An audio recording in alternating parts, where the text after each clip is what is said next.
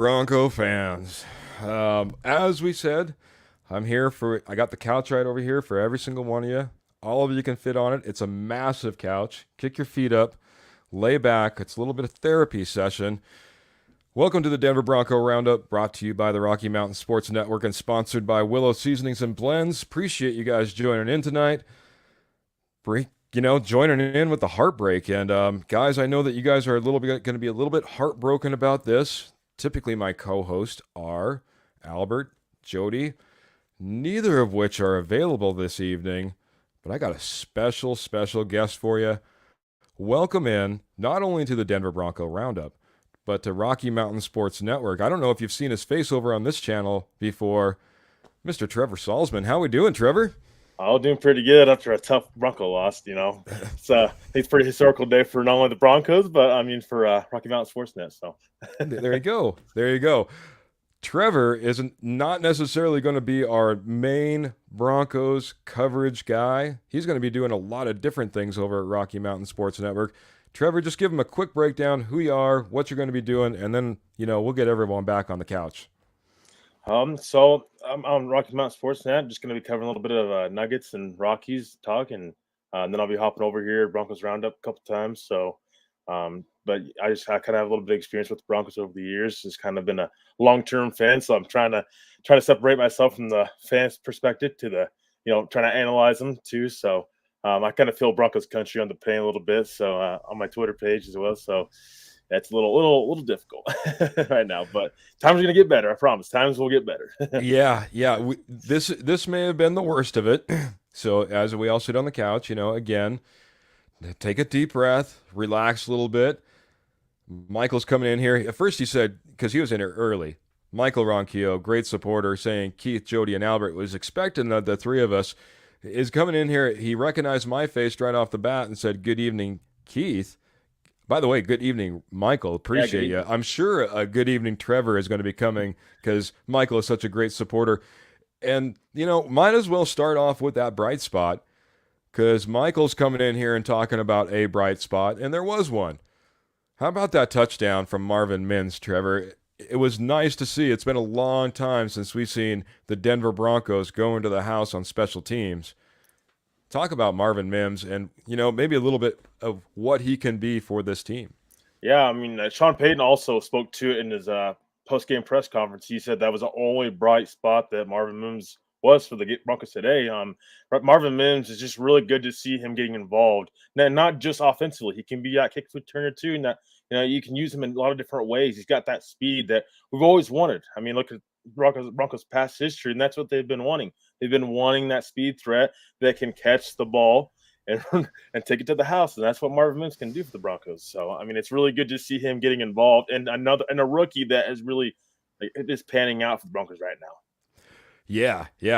And I know there's going to be a lot of heat going around for a lot of different people on this staff. And I say staff because it's not just players, and I know all you guys are going to be talking about it. But that being said, Marvin Mims, George Payton, Sean Payton, they came together. They went after Marvin Mims. So far, hey, there's a bright spot right off the bat. So, thank you, Michael. Thank you for starting us off with something absolutely, fantastic to talk about, something that we haven't been able to talk about in a while. Special teams coming up, run the back, going to the house. Maybe Miami had let up a little bit at that point. I don't want to, tarnish the bright spot a little bit, but yeah, at the same time, man, we'll take it where we can get it. And Marvin Mims did more than just that. He was playing good throughout this game, and honestly, in his 2 appearances in the last game, he was looking pretty good as well. So Michael is also jumping up in here and saying the Broncos gave up. And guess what? Just as expected, coming in here with a good evening, Trevor, bud. Good evening, Michael. Good to see you, bud. Good. Always good to see him. Always good to see you. Facebook comments, if you happen to, if you can, StreamYard always asks you for permission. If not, hey, nothing else, put it in the comments so I know exactly who I'm talking to. I am trying to keep up to speed off to the side. So that being said, I know this is Kenny, and Kenny's coming in saying, "Good evening, fellas. Sorry for your loss today. I will say much respect for Mike McDaniels to not amass the Broncos more by trying for the going for that scoring record. Yeah, well within reach. Could have been 73 guys. The funny thing is, I don't know what your prediction was, Trevor. When I went out in my podcast to, my pregame show, I guess I came out doing a solo show and I said 41-20. I had half of it right. Yeah. I didn't expect I didn't expect 70 with the chance of 73. I did have in the back of my mind, but I didn't want to, honestly come in here and just make Broncos country never want to watch the game. But I was thinking it was more going to be around 56 points. And to that end, I was thinking this is the day if you had anything on your honeydew list to maybe go and check off the. Every once in a while, I'm a married guy, guys. Every once in a while, it's like, man, another Broncos football game. You're going to watch it again this Sunday. This might have been the Sunday to go. You know what? Let's go do something as a family. Let's do the honeydew list. Do something like that because, it was utterly embarrassing what happened out there. Michael comes in and says the defense gave up. Do you think the defense gave up in the end, Trevor? I don't think the defense gave up. I think Vance Joseph was not very prepared schematically for this team, and I also think personnel wise, this team's a little bit. They're just thin. I mean, let's be honest. They haven't really. What have they really added over the past offseason? I mean, on defense side of the ball, and the rush trade has really hurt them. I think with the draft capital and everything, and to me, it's a little bit of a mixed baggage with the defense. It's VJ, but it's not all on VJ. It has to be on the players as well, and I think it has to be a little bit on the front office and also Sean Payton, because Sean Payton, we all know he has some sort of say with the personnel. Mike McGlinchey is a Sean Payton guy, and then you look on the defense side of the ball, it's got to be the same thing. Yeah, got to be the same thing. Zach Allen kind of came in, just kind of fills the hole that Draymond Jones. I don't know if it's an upgrade. Might even say it's a downgrade compared to what we had in Draymond Jones. I certainly haven't seen the explosive Zach Allen that Draymond Jones was for us. So that's absolutely disappointing. This game though, coming in, Justin Simmons already not playing. I knew we were going to be in a deficit, and then to add on top of that, when Josie Jewell went out, you're talking about your two top leading tacklers, not being in this game. That played big into this game as Turner Yell was the end up being the tackle leader, and by no means do I think anybody's going to jump out on a limb and saying Turner Yell played a fantastic game out there today either. Yeah, no, and that's the thing is also JL Skinner. Why was he active today? I guess that's a big question mark for me because that's a rookie that, I mean, if anything, throw him in there, see what we can do. At some point in time, you're going to have to do if you're Sean Payton. I mean, I don't know if that's something they've seen in practice or if that's a VJ decision or what plays into that part. But at some point in time, I would think that you are going to have to see what Skinner can do as far as because injuries are going to continue to pile up. We're only in week 3. I mean, their injuries are going to continue. That's just part of the NFL season. I think the Broncos haven't really realized that because they've not exactly built the depth that they need to, especially, cornerbacks and safeties and just all over the defense. You can tell. And they're just having to bring in people left and right throughout the week and hoping it sticks. And it's not a recipe for success. Well, the one of the things that, I was a George Payton fan as it all started off, but the more and more you look at George Payton and his picks or however it ended up coming, whichever conglomeration was with George Payton at whatever given time, the amount of times that we've went out there and we've taken a chance on a guy who has injury.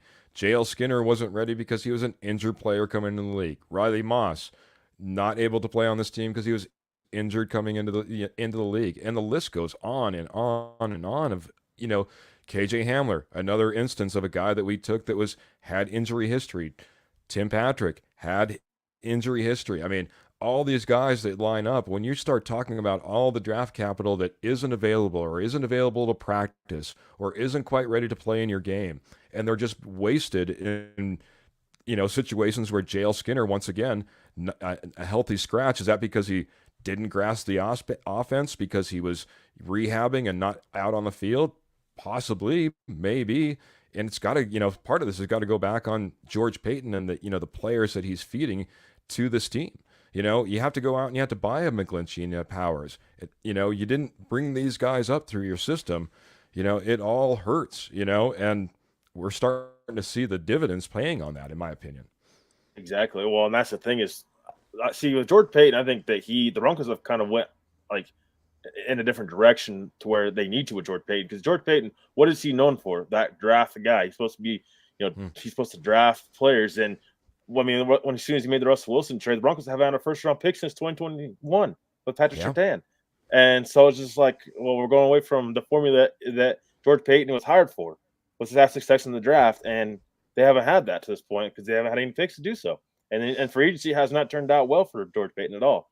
Yeah, agreed. You look at the additions. Frank Clark is obviously one of the latest additions that we saw come in. He can't even get on the field. Randy Gregory, another addition, has not paid out in any point. We talk about so far Allen versus Draymond Jones, and right now it doesn't look like it's a great trade-off letting Draymond Jones go, and Zach Allen hasn't paid the dividends. He looks good next to J.J. Watt. Doesn't necessarily look like he's a ultra competitive or stat amassing gentleman for the Broncos at this point. So Kenny's jumping in and saying, Keith, as a former defensive assistants coach in different levels, we always had our top cornerback on our best wide receiver. Why, with Waddle being out, wasn't PS2 on Hill too much today? This was a discussion that actually was in a chat room that during the game for Rocky Mountain Sports Network. Should PS2 be lining up on, Tyreek Hill? I got to say, guys, and this is just my opinion, Tyreek Hill is got blazing speed beyond anybody else. And I don't know if PS2 is the best matchup in that particular situation. I don't know if you want to be one-on-one Tyreek Hill and PS2 all day. I think we would have got a little bit owned, especially with the safeties that we were able to put on the field. Trevor, what's your thoughts on that, man? Well, so that's the thing is, and I agree with you on that, Keith, is that just it's really hard to contain Tyreek Hill. The issue with that is you have to contain the other players on the Dolphins offense. I mean, look at the running game. They ran the ball all day on Denver's defense. Ooh. And then that in itself is going to open up the field for Tyreek Hill just to, use his speed to the best of his ability. And that's what happened. We've seen that today. And so it's not just always about containing Tyreek Hill. It's containing the other players around him so that it makes it harder, and they have to throw to Tyreek Hill, makes it a little bit harder to do so. Mm. Yeah. Especially like he mentioned, Kenny and yourself, you have a Jalen Waddle go out. You should be able to contain everybody else and make Tyreek Hill be the only person who's beating you. Not the case. You had running backs that were beating you left, right, and otherwise. You had tight ends that were coming up big. Well, let's just talk about it. I mean, it was an unbelievable statistical performance, not only for the Miami Dolphins, but Tua Tagovailoa, and I always mess up that. We'll just say Tua. Tua. For Tua as well. So, and I got to get to Clayton. Clayton's a fantastic fan of ours, jumping in on YouTube. Appreciate all the YouTube love, guys. Both Michael and Clayton, they must have heard, I don't know if you know, Trevor, we got a little giveaway going. I'll hit that here right after I get to Clayton's comment here, because he's saying, hey, smash that like button and share, guys. Love you, buddy. Love you so much, man. He jumps right back in and says, all I can say is, wow, things have to change by the end of the week, like for real. Like for real. And it's been talked about almost since the day he re-entered the building. Is the VJ clock ticking at this point, Trevor?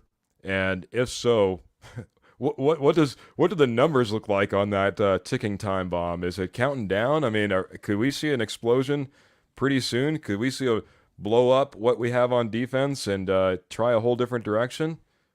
What's your thoughts, man? Well, I think absolutely. I mean, I think you have to, after 70 points, you have to at least consider it for Sean Payton. And here's the thing with Sean Payton is it's on Sean Payton too. He's the one that brought in VJ. I mean, so we're blaming it on VJ. It should be blamed on Sean Payton too. The Broncos, keep in mind, guys, the Broncos had to give up a first and second round pick for Sean Payton on top of paying him around $18 million a year. So at some point that we have to, I know Sean Payton is new to the Broncos country, but we have to start blaming Sean Payton for some of these stuff because, it's on him. He brought in VJ. That was his choice. It wasn't George Payton or anybody else. And that's Sean Payton's choice. So VJ, the clock is starting now, and it could be starting close to tomorrow on Monday. Would you have felt any better if it was Fangio? Oh, I don't. Well, Fangio, think about that one, because that was supposedly the number one kind of like fell back to VJ after Fangio said, "No, I think I'm heading to Miami." Well, here with Fangio did Fangio say no because of the personnel? Or like, Hmm. what's the reason that Fangio said no? I want to know the reason. I don't think it's just as cut and dry as, oh, well, Broncos country scared him off. No, I don't think so. I think there's Fangio maybe seeing what's happening right now. He knows his team a little bit. Players have been on this team that he had when he was in Denver. So I'm just saying, I mean, I don't think this defense was performed as bad with Hmm. Fangio, but you got to wonder, I mean, if it's not personnel. Yeah. I mean, great opportunity in Miami. Don't get me wrong. I think it's not a bad situation. It's not like you're, picked up a gig at the Patriots or something like that. It's like, oh boy, don't know what we got here. Good opportunity, but absolutely, maybe he looked across this roster and said, you know what? Maybe not, guys. Maybe not. Maybe he did what VJ should have done as well and said, maybe not, and Yeah. went down the list because so far, guys, this is not looking good. Clayton just coming in here again saying I'm a diehard fan, but this was an inexcusable game. Again, appreciate you guys joining us on the couch. We'll try to talk you through this. 20-70 is not my expectation. I was talking to Trevor right before we jumped on. I said I was going to be in kind, saying in my prediction I expected a 20-41 game. Losing a loss for the Broncos, I really felt like 56. I certainly didn't expect 70 with the chance of going up 70, going all the way up to 73 points and setting a record. I guess, thanks for Mike McDaniels not piling it on and setting the record. Certainly could have done so. Certainly it wasn't the opponent that had stopped him at that point. So it's going to be okay as Clayton gets in here and says, let's go. So clock is ticking, according to Trevor. It's It ticking. has to Well, be. it has to be. This is where I get, man, because one of the things that I loved about Sean Payton is he came into the Denver Broncos. He even talked about his players. First and foremost, he said, our best guys are going to be on the field. It doesn't matter how you get here. Once you're inside that room, it's about what you do that's going to, determine whether you're playing on Sunday, whether you're on this team, whether you're sent packing. This high level of accountability that we expected, that we were looking for. That's what we needed. It's got to be Absolutely. there. It's got to go. It's got to go to that coaching staff too. It was kind of funny as Sean Payton, anyone that watched that post game presser, he said, "Hey, it's going to be a tough game for some of these players." He's like, "It's going to be a tough game for some of these coaches too." Yeah. There's a certainly, that maybe the time has been put onto the explosive device at this point because, man, I'm telling you what, I wouldn't want to be sitting in that film room. It was not a happy press conference if you watch that one from Sean Payton. I'd love to throw some clips up here. I just didn't have enough time to get it all, queued up and ready for you guys. But Well, did go you? back, follow Denver Broncos on Twitter, X, whatever it happens to be. I know you can find it there. Look up Sean Payton's press conference. It was not a happy Sean Payton. Not a It happy wasn't one. hot. It wasn't a happy Sean Payton. It wasn't a happy Garrett Bowles either. Did you see what he had to say? I didn't. That one I didn't see. I saw the coach. I saw Russ. So go ahead and catch us up to speed. Feel free, buddy. So Garrett Bowles was pretty much saying that he's just tired of losing in total, and that just kind of boils on the frustration of not just Sean Payton or Russ. It's everybody in the locker room, and that's true. Garrett Bowles is right. It's nothing but losing since he was drafted in 2017. Hmm. So yeah, I Yeah. think you're seeing the effects from everybody, and I think it's a ticking time bomb in that locker room right now. It has to be 0-3, and you just got beat by 50 points. I mean, Yeah. Yeah. It's as Sean Payton has said. Most of the time, it's just on to the next game. It's more than just on to the next game. You can't just go, oh, guys, tough loss, put it in the rear view. No, man, this is almost catastrophic level. That's why we got the couch ready for every single one of you. Appreciate it. Clayton comes in here and says, and to leave PS2 out on an island, you bring down the safety to help and leave a linebacker, but nope. Yeah, I think part of that problem, Clayton, was, if you have Justin Simmons out there, you're feeling pretty good. If you had Caden Stearns back there, you're feeling pretty good. If you have PJ Locke back there, maybe you're feeling pretty good. That's how far down that, that depth chart that we went. And like I said, if you have Alex Singleton out there, maybe you feel pretty good. But another Bronco that ended up going down in injury, it made it very, very difficult. Facebook user, this is Kurt coming in here and says, this has to be done tomorrow. VJ can't be with this team. He goes, I want Rex. We need to fire this fired. We need to fire. I think we're like just set it all on fire with this defense. I'm not sure. We need to fire W with this defense. Or anyway, we do need to get rid of VJ. I think it would be the easiest solution. And you got to scapegoat at some point. We were talking a little bit before. As this game started and people were like, man, VJ's got to go. VJ's got to go. I'm talking like first half. I was watching. I'm like, but these players are playing out of position. These players are not tackling. No, and they're just okay. So that's these are professional players, right? That's fine and good and all, but if you have quarter after quarter, game after game with this, are the players just not respecting the coach? Are the coaches not able to coach the players? Something's happening, because it's not just that guy's bad in coverage, Damari Mathis. This guy misses tackles, Randy Gregory, whatever it happens to be, It's more than that. It's got to be more than that. I think it goes to coaching. I'm not sure exactly what's happening there. What's your thoughts, Trev? Yeah, I think it's got to be coaching as well. And that's the thing, is you talked about it. So last year at this time we had Evero, and the defense was, they were a top 10 defense. And then we transferred to a year later, and it's one of the worst defenses in the NFL. There's got to be something as far as coaching wise that's going on. I don't think it's just coaching, but I also don't think that this team is getting maximized out to where it needs to be on defense. Randy Gregory, all these, Jonathan Cooper, all these guys, Zach Collins, these guys are regressing. That's not they're regressing under VJ. I don't know how you can 3 games. And if we're gonna not necessarily save this season, but we're gonna get these guys' confidence back up and start building this team on, then you got to make some sort of move, I would think. Yeah.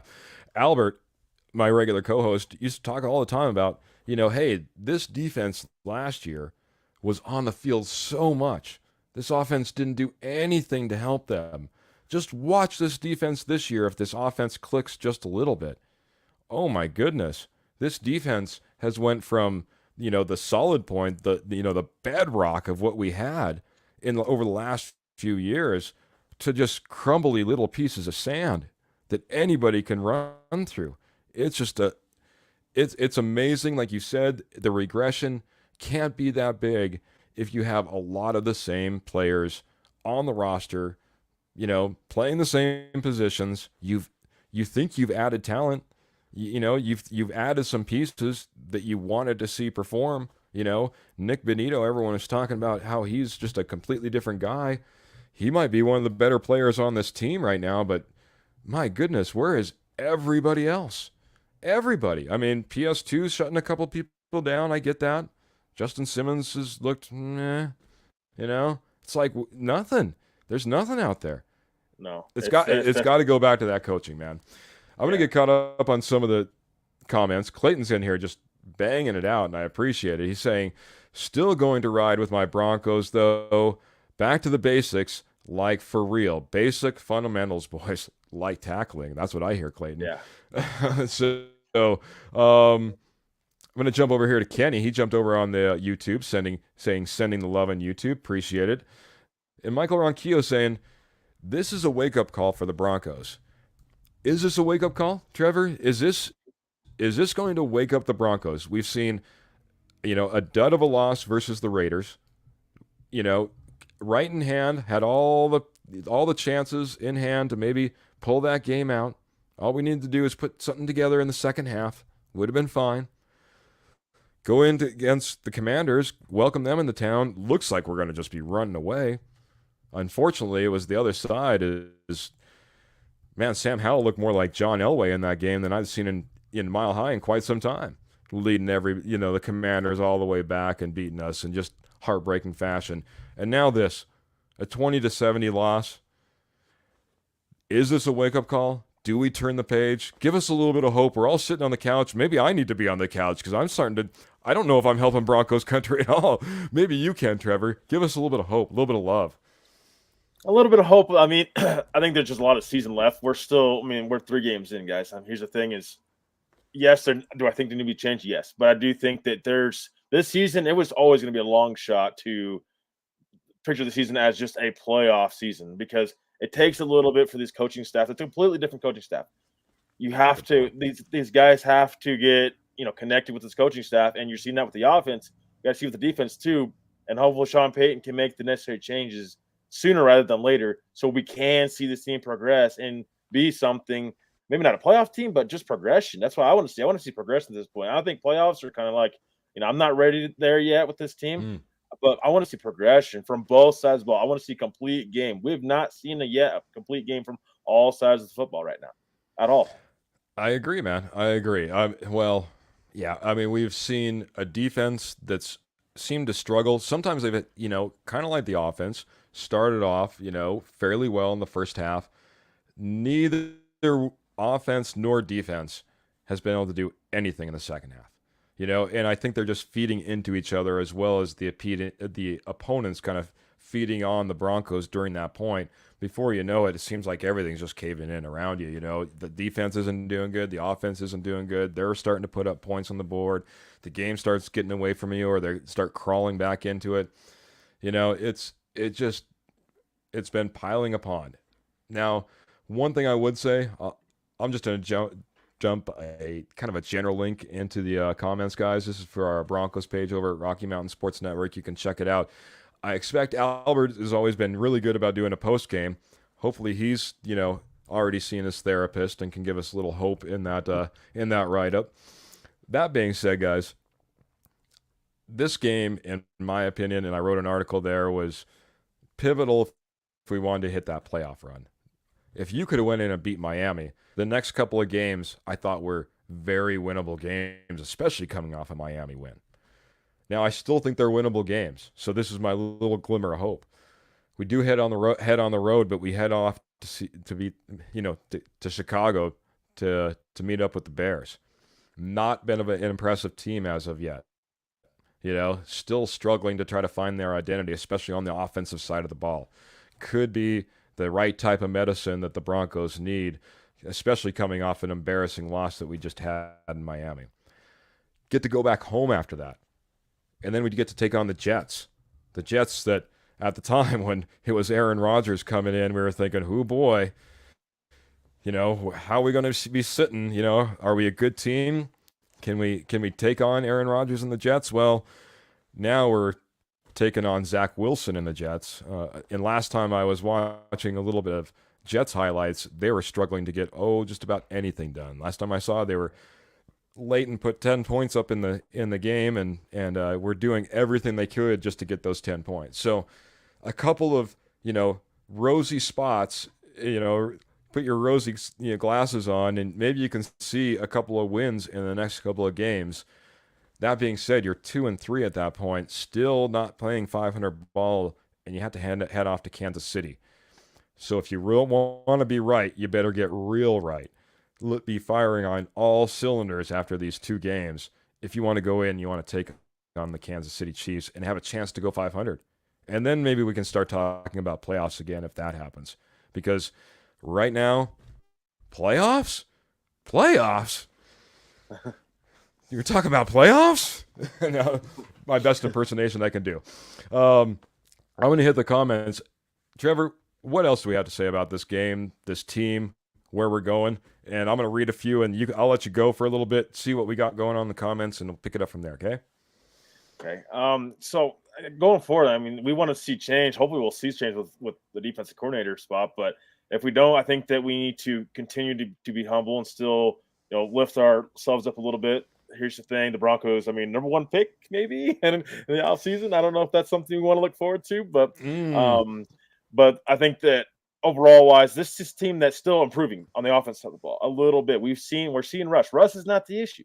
It's just it's starting to really kind of fill some of these holes in that have been holes over the past year or so. And I mean, now we're seeing with the defense, but hopefully, maybe there's a change in there at DC that can boost this team up, and then the offense can start clicking. I mean, because we're still in week 3, so hopefully the offense can, as time goes on, can still click and get to where it needs to be. And who knows, maybe Vance Joseph, there's a change come tomorrow or this week or however it's going to be, and there's a change, and this defense can flip around. I mean, seasons can change in a heartbeat. I mean, they can really change, and once you get that momentum, it can take you. It can take you somewhere. So, like you said, against the Bears have been a team that's really disgruntled right now. They've got issues too. Maybe the Broncos take advantage of that. And then you got the Jets, and the Jets have issues too. Nathaniel Hackett, let's can be reminded of that. 10 points, I believe the Jets have scored 20 points in the past 2 weeks.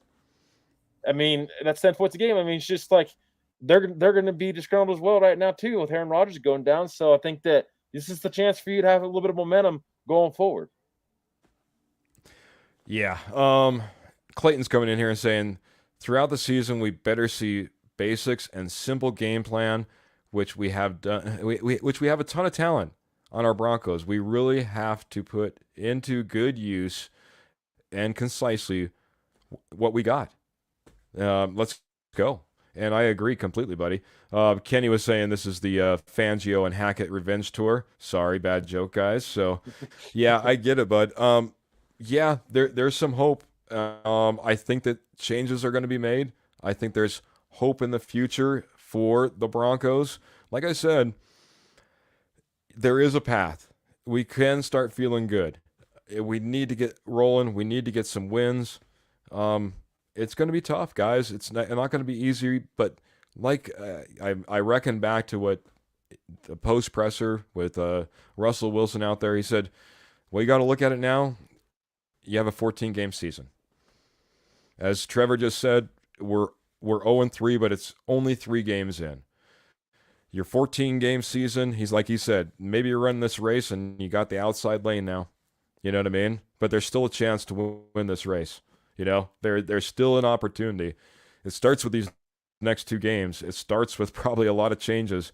I expect, if nothing else, some personnel mix-ups, some mashups. Bring somebody in to help out on defense. Maybe that is really doing all the heavy lifting, and VJ is kind of pushed to the side, but we don't take him out as a figurehead. There's got to be something that happens here. I don't think that Sean Payton can sell Broncos country on it's good. We had some great conversation. We looked at some tape. We think we got things figured out. We're just going to go forward as usual. Am I wrong, man? Oh, no, you're not wrong at all. And here's the thing is, so who do you replace VJ with? That's the question. The next question. I mean, because you don't have a clear-cut favorite on the Broncos coaching staff right now. So you bring in somebody from outside the organization to do so. I mean, here's the thing is, people have been throwing Rex Ryan's name out there. I don't know if I want to bring in Rex Ryan right now. I don't know. The last time he was in the NFL, he got fired in Week 16, and it was 2016 when he was last in the NFL. There's a reason Rex Ryan is not in the league right now, and he's a guy that really likes to chirp a lot. And I just don't know that that's what you want. There was a reason Sean Payton didn't bring him in before. I know there was interest, but I don't know. You bring him in that type of situation right now. How do you feel about Christian Parker? Christian Parker is our secondary coach. He's that guy that's in the accelerated coaching program. Honestly, a lot of Broncos country don't want to see what happened with Evero, though Evero was more his choice in seeing a great defensive mind leave the Broncos. Would you accelerate Christian Parker into a defensive coordinator role already for the Denver Broncos? I think I would at least think about it. I mean, what do you have to lose? I mean, because he might be another DC somewhere else. I mean, he might, if that's for this year, some other teams might look at him and say, he might be our DC, for our team. If you're not going to accelerate him, I think you have to at least think about it. But I also think I don't know, you got to wonder, does Christian Parker want that? Because here's the thing, these guys are trying to go and get jobs too.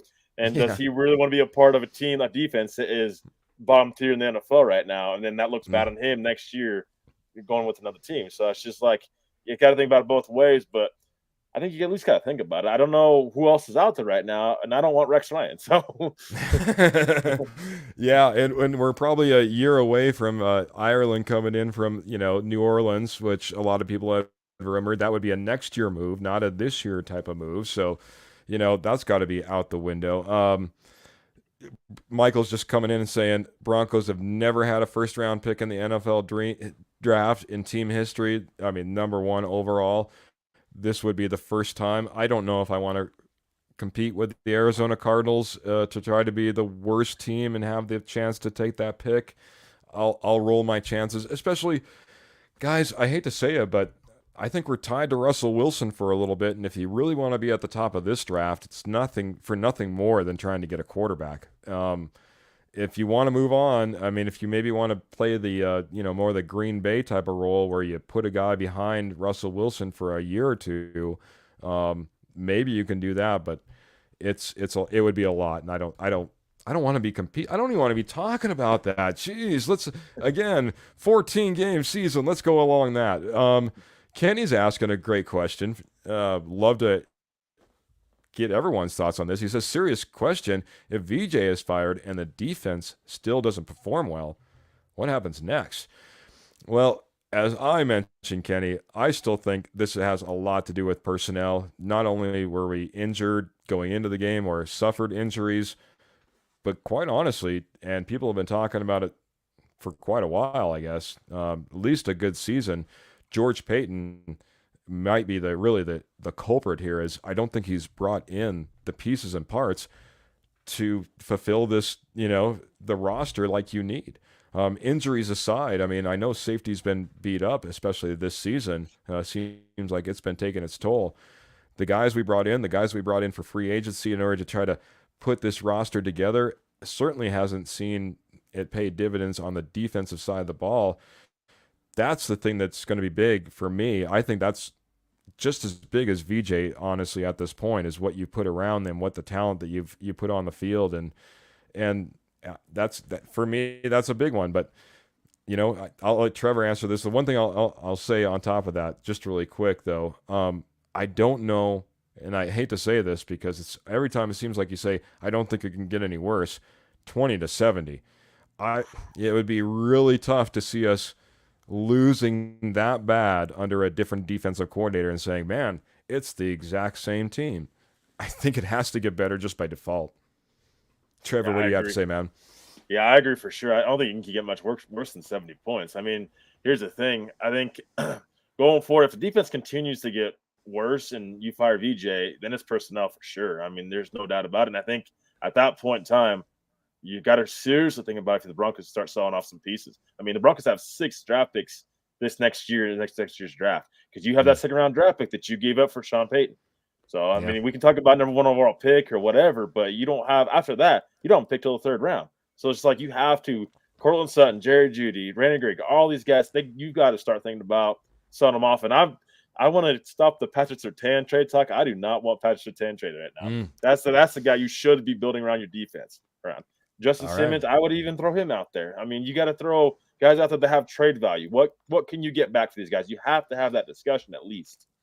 Well, and therein lies the rub. You have Cortland Sutton that's an $18 million a year wide receiver in a market that's not really paying wide receivers, especially at mid-tier, mediocre talent. They don't get paid $18 million. Randy Gregory, you'll move on after this season. That's an easy one. Justin Simmons is over 30.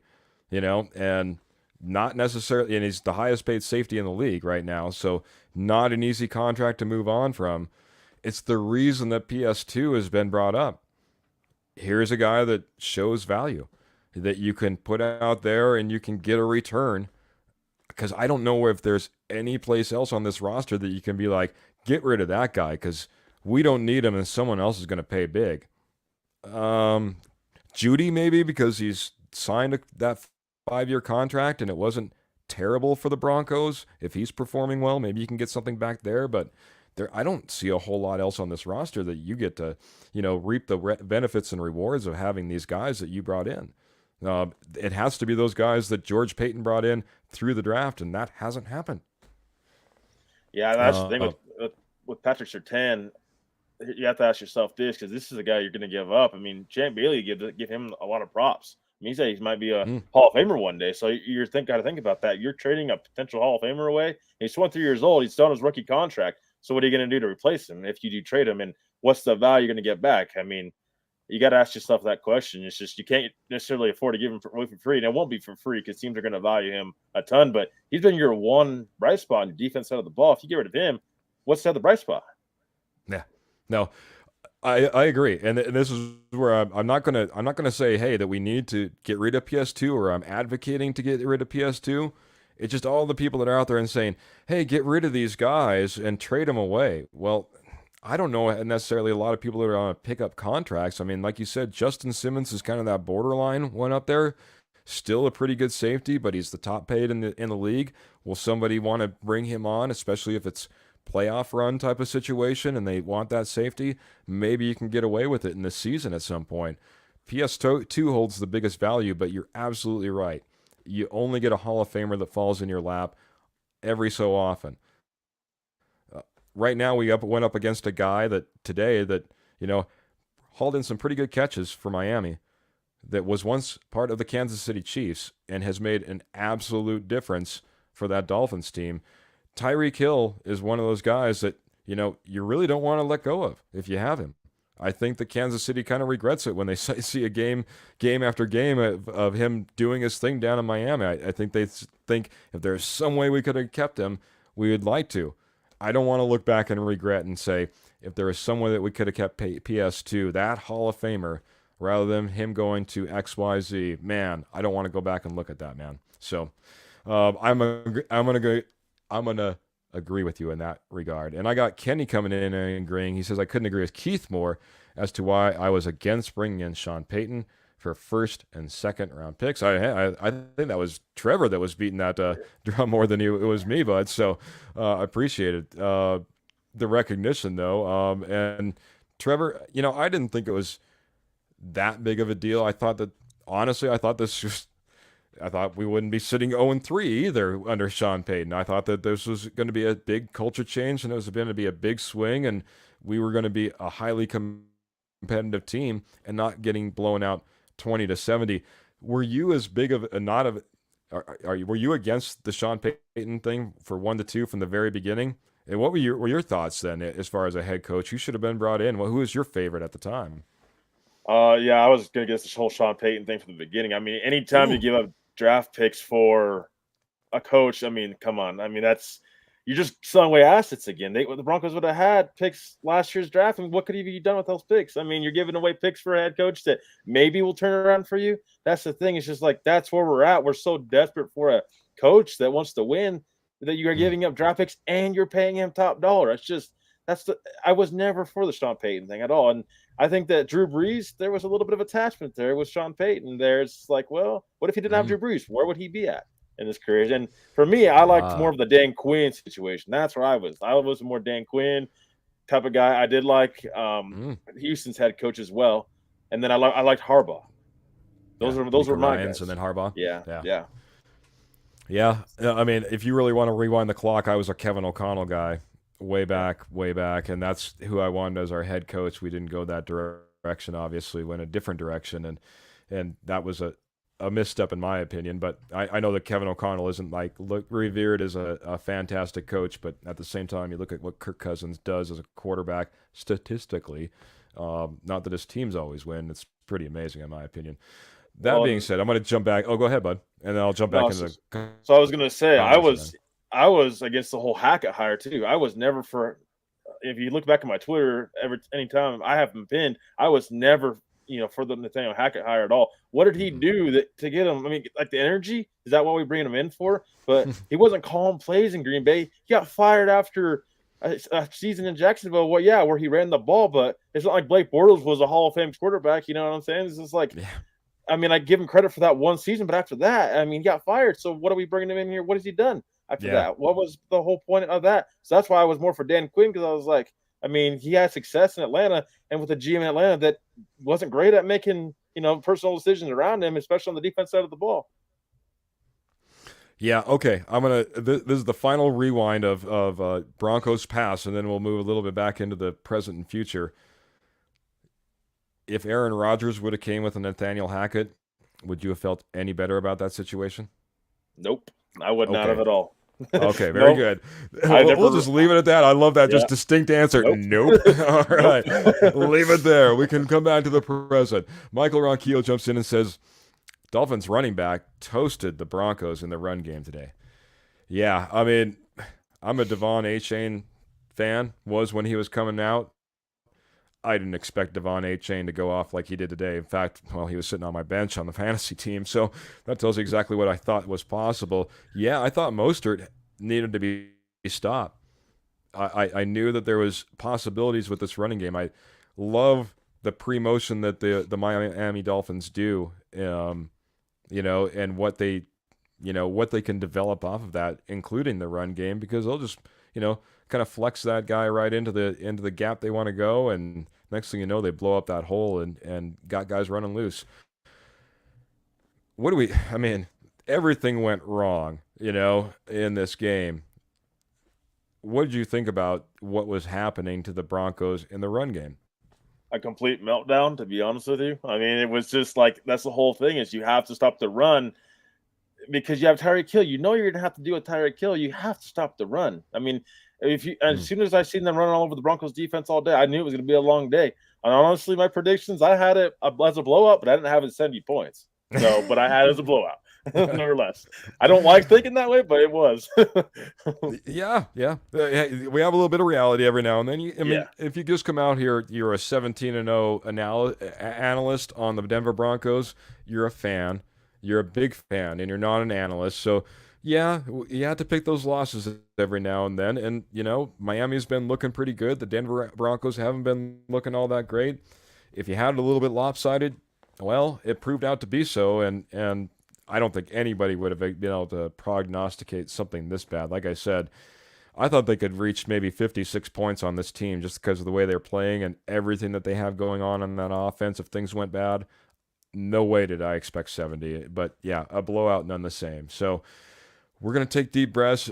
Kenny's saying he would have taken a shot on Bieniemy, especially knowing Mahomes. How do you feel about Bieniemy? He's, hasn't been off to a bad start so far in his new gig.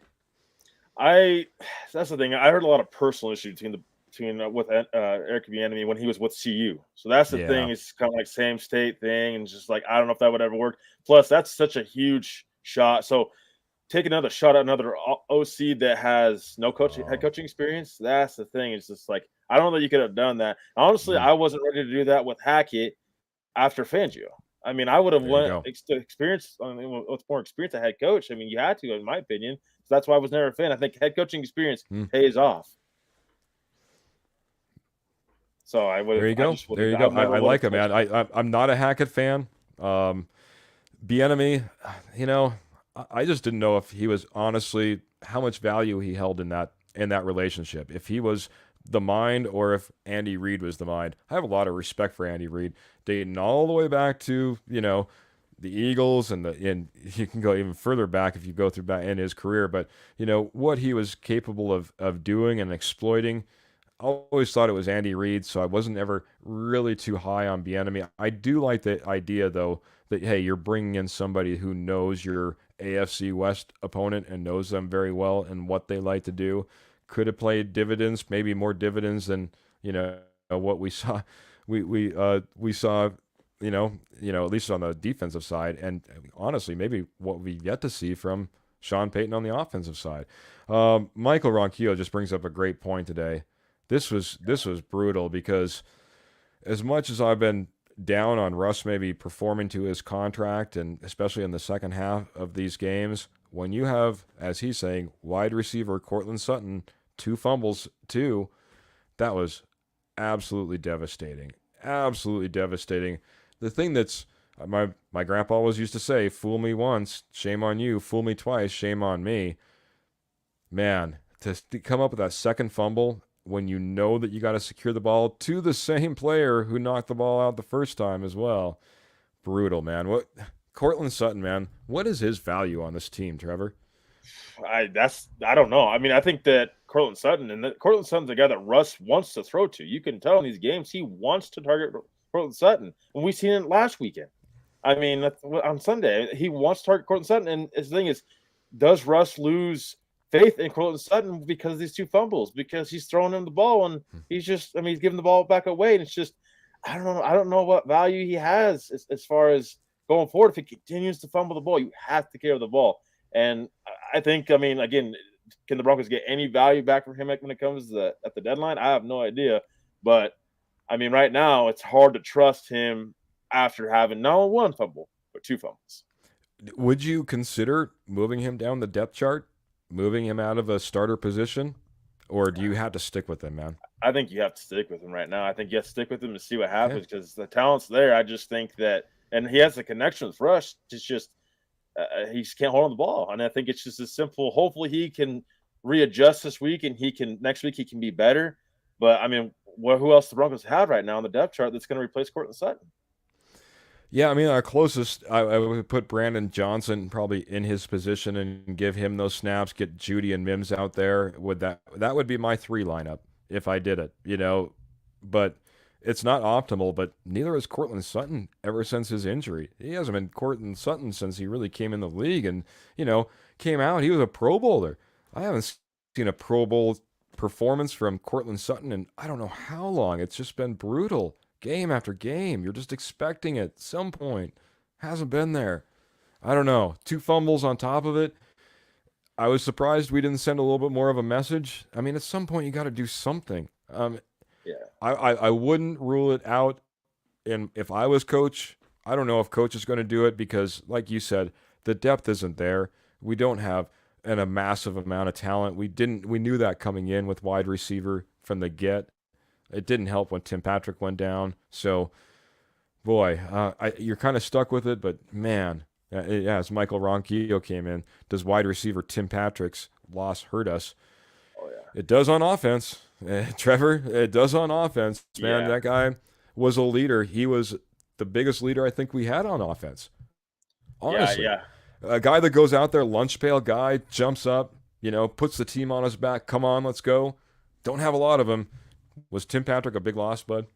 Oh, absolutely, no doubt about it. He was a big loss. I mean, if you have Tim Patrick, then you're talking about, well, now you can possibly move Cortland Sutton down the depth chart a little bit with Tim Patrick, and it's just, I mean, how much money you're paying him, and he's one of your top paid up wide receivers. I mean, yeah, he's absolutely going to be missed, and it's just unfortunate situation with Tim Patrick, and I wish him nothing but the best, and I hope he's back. Hopefully, they can restructure his contract and he's back next year because I would love to see Tim Patrick, kind of rejuvenate his career a little bit more with the Broncos. Yeah, Tim Patrick is just a loved Broncos when he's on the field, man. It just seems like it's been so long since we've seen him. It's just devastating. So devastating. Loved Tim Patrick. Got to meet him. Actually got an autograph from Tim Patrick, believe it or not. So that was kind of cool. But great guy and love him to death. Hope he has another chance somewhere. Man, age is ticking up on him. Injuries year after year. He's going to have to rework a contract or get cut or maybe get picked up by another team. But great guy, and I'd love to see the Broncos work it out because, well, he's a great guy. And I think if he can put his health in front of him and put these injuries behind him, man, it could be fantastic to see Tim Patrick going out there and going off, now at this time next year. So this is Clayton's kind of game plan for us. Our offense, man, 2 dominant running backs, great receiver core, and use our tight ends, and bam. Going forward with Chicago, man, what's the game plan on offense? We know that there's going to be massive wholesale changes on defense, at least in scheme, maybe behind the scenes, how we're playing. There's going to be changes. How do we get the offense going, though? I think you got to run the ball. I think, and that's what the Broncos are trying to do. They're trying to balance that out, but I think you have to run the ball more consistently. I mean, this is why you brought in Ben Powers, Mike McGlinchey. That's part of it. I mean, part of it's just you have to get more than 2-3 yards. You have Javonte Williams back there. That guy, it can bulldoze his way, through line of scrimmage, and regardless. I mean, you can get him through, and he can get 10, 12 yards. He's shown that. He's shown that a little bit today. I mean, he can. I carry. I mean, this guy is a guy that you should trust a little bit more. And Perine, I want to see Perine in there too a little bit more. I mean, we're seeing Javonte Williams, a lot of Javonte Williams, but I want to see a little bit more of Perine too, and kind of balance that a little bit. Just see how it goes. Yeah, it would be nice to get the running game going, especially again going into Chicago. we shouldn't have to worry about their offense going off nearly as much. I know that's saying going up against now one of the worst defenses in the league after this 20-70 loss. I can't imagine exactly where they rank after everything shakes out this Sunday, but it's got to be at the very bottom of my guess, if not very, very close. They should be able to get a little bit back on track just going up against Chicago. And the running game and the offense should be able to, not feel like they're in panic mode in this game. Certainly like they were in this last one. Certainly as things kind of got carried away with the Commanders, I'm sure they kind of felt panicked. Okay, now we need to go out there and absolutely do something. I think we can take a breath and get that running game going. Wouldn't mind seeing McLaughlin out there a little bit as well, because I think he's kind of that change of pace guy. Hasn't had a whole lot of opportunity, but absolutely right. Mix it up. Pirine, Javonte, maybe a little McLaughlin. Get that running game going. Clayton's coming in here with a little bit of autocorrect issue because I don't think he means rub, run, run. I think he's run. And then he says, and run more. That I absolutely love that. By the way, I forgot to mention this earlier because Kenny's coming back in here with a little bit of wide receiver help for us. He says maybe next week they can elevate David Sills to the roster. I think he will do well for you if given the chance. Remember, I'm a Giants fan for those who don't know. And he brought up the reminder. He's a Giants fan. What is he doing over here? Well, he's a great supporter of the Denver Bronco Roundup and Rocky Mountain Sports Network.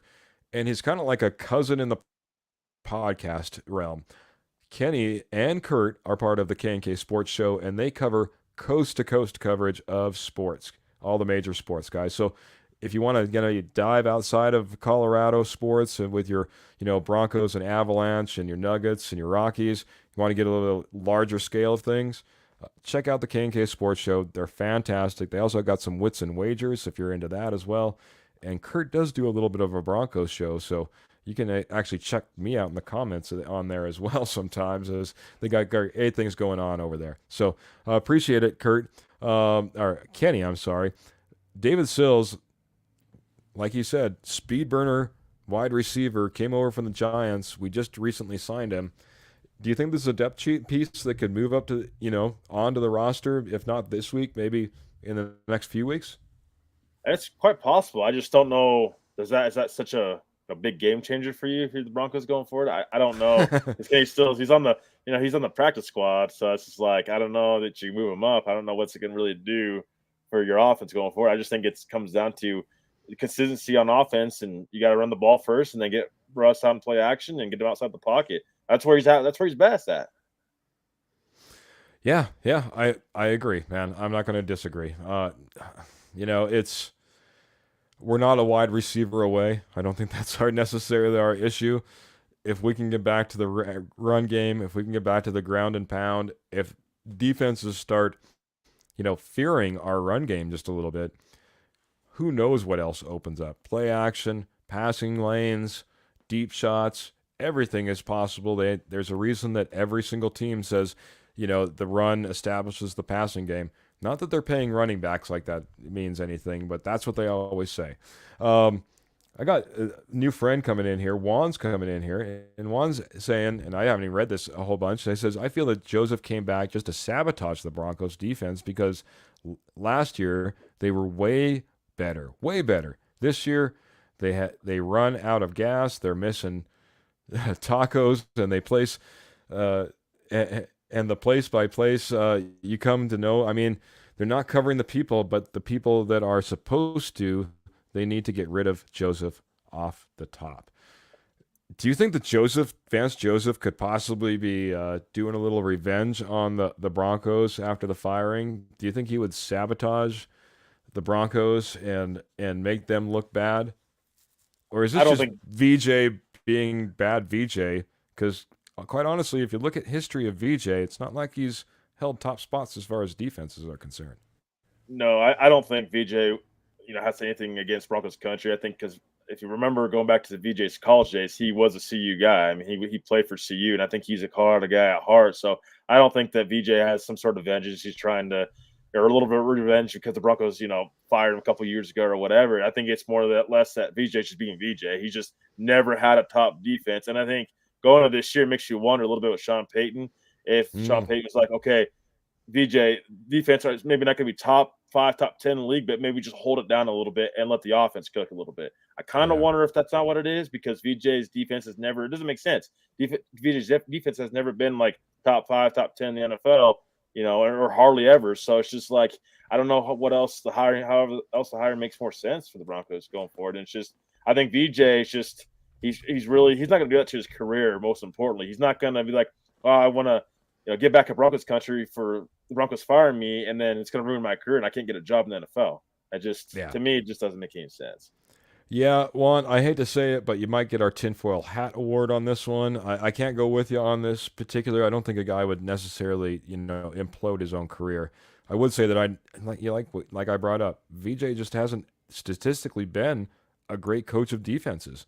It's kind of been surprising that he's been able to keep his tenure rolling from team to team.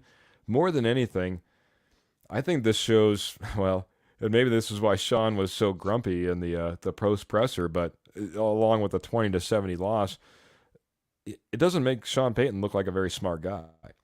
I mean, Sean Payton, if VJ would have came to town and VJ would have just been lighting it up as a defensive coordinator, we all would have went, oh, yep, fantastic. It's the guru. It's Sean Payton, man.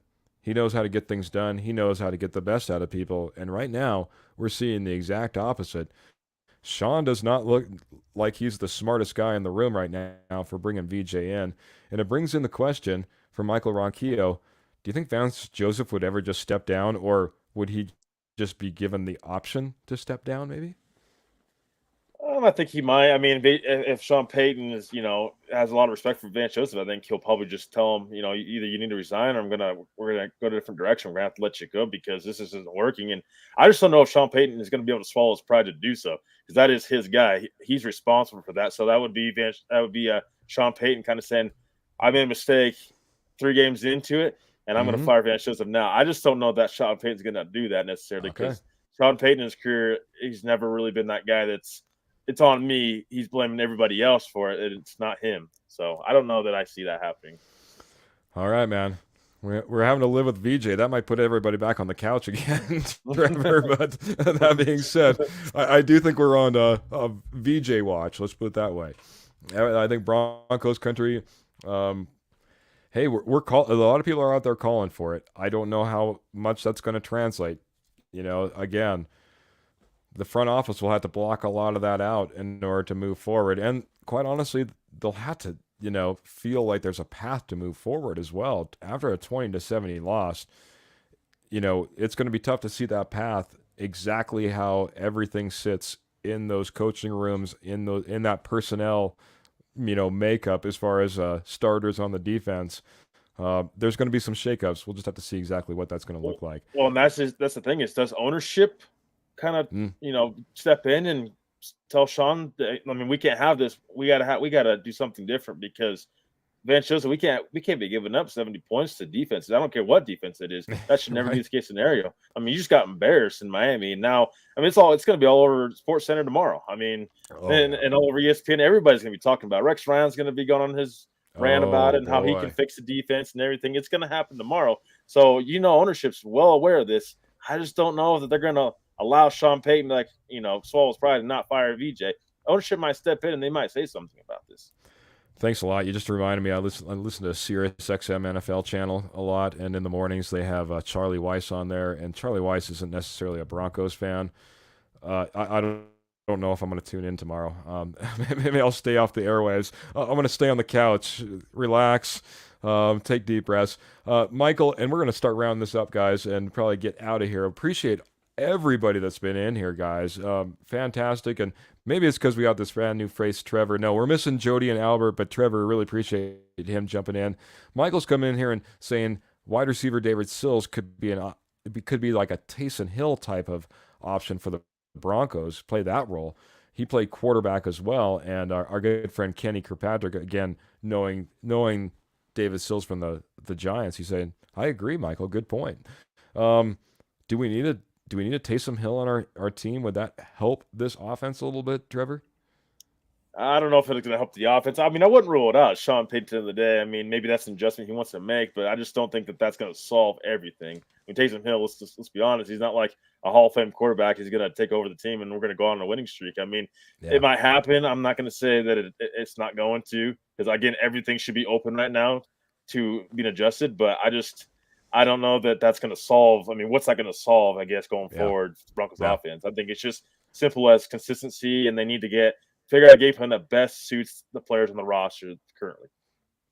That's a good way to put it, man. Sometimes you just got to go, as we've heard Clayton and I even talk to, going back to the basics, looking at, I will say this, and I don't think he wasn't talking about the Broncos, but Charlie Weiss was talking about another team. Well, as I was listening to that, Sirius XM, NFL Radio, free plug for you guys.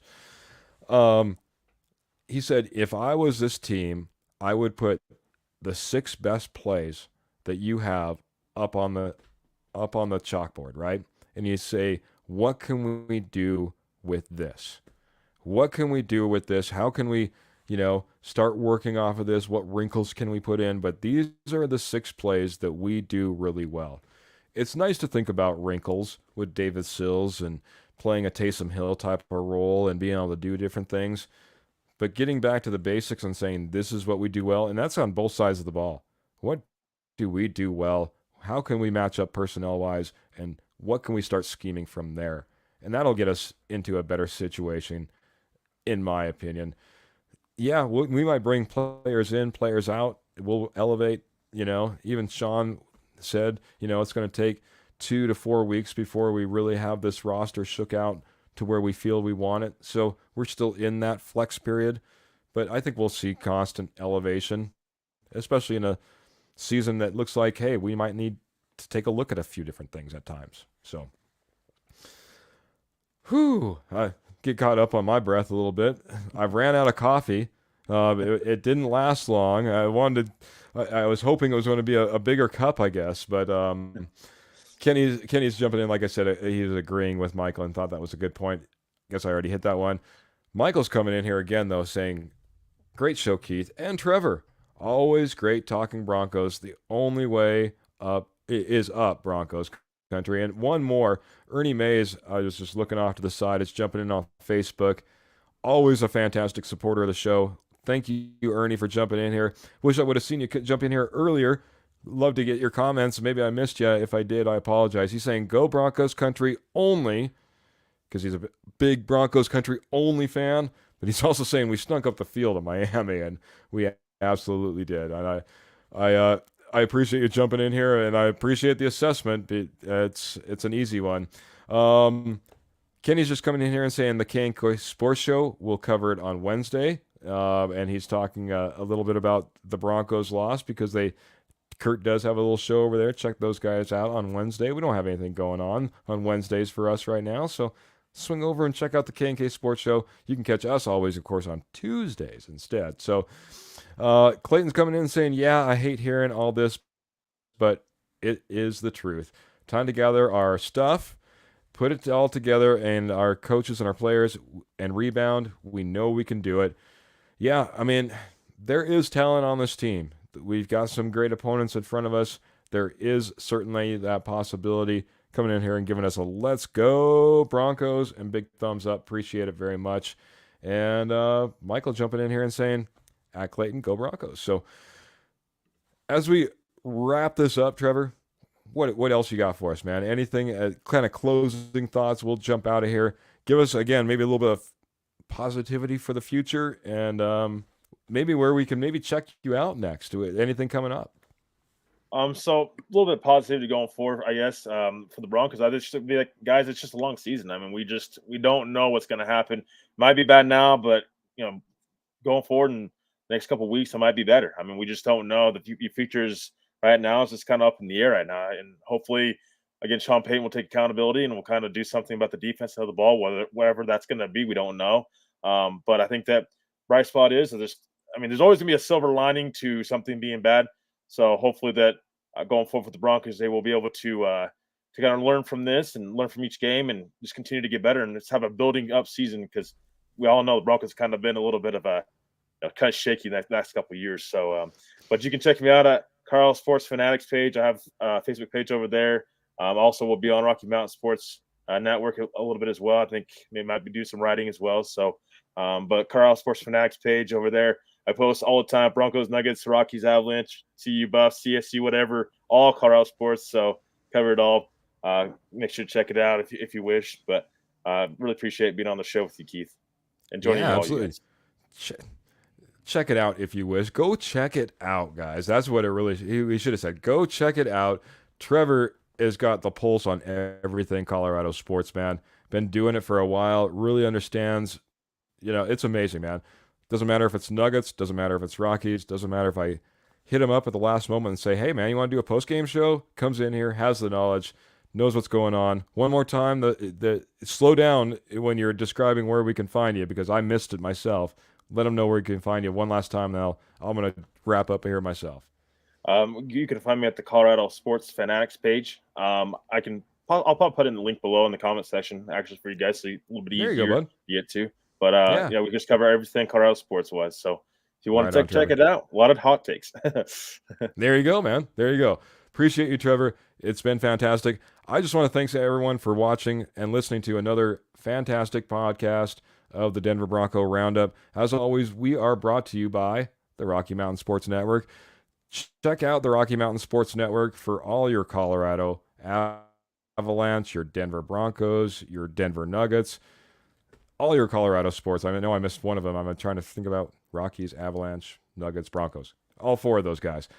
We covering them all, guys. So whether you're checking them out over at RockyMountainSN.com, like I'm showing at the bottom of the screen, or if you're checking them out on Facebook, YouTube, X, Twitter, whichever you guys prefer. I think we need to get used to X, but over on X, check them out, guys. They're in like I said, constant coverage. I'm going to be writing up a piece about the Broncos. Albert, I know, is going to be dropping one as well, so watch for that as well. Also, fans, we are brought to you by, as I said at the top of the show, Willow Seasonings and Blends. Willow Seasonings and Blends, fantastic, award-winning. I'm talking like Blue Ribbon, award-winning rubs, spices, and sauces.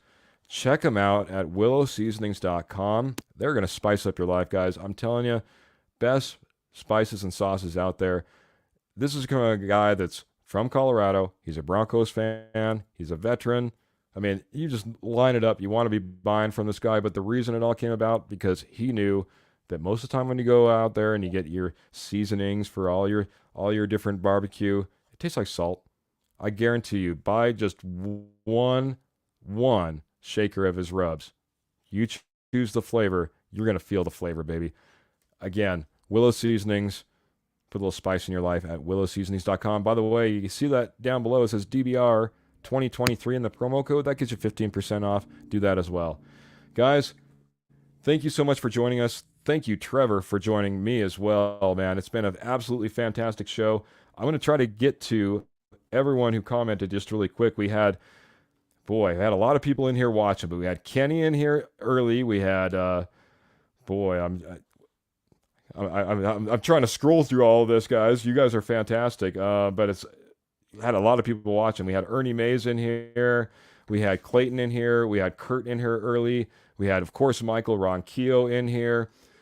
Trying to make sure I didn't miss anybody, guys. But I appreciate all the love, all the support you guys give us every single week. We do this for you. Thank you for joining us on the couch tonight after a 20-70 loss. I know it's tough, Broncos, but please keep the faith. We do have some fantastic games coming up. I'm hoping that we're going to be talking about wins. We will be hitting you up again, Denver Bronco Roundup every Tuesday, 7 o'clock p.m. We'll do a little bit of a recap of this game, but we'll be looking to the future, so watch out for that. Until then, guys, again, keep your feet in the stirrups, keep your guns in your holsters, and keep the Broncos in your heart. And we'll check you next time, guys. Appreciate you so much. Good night.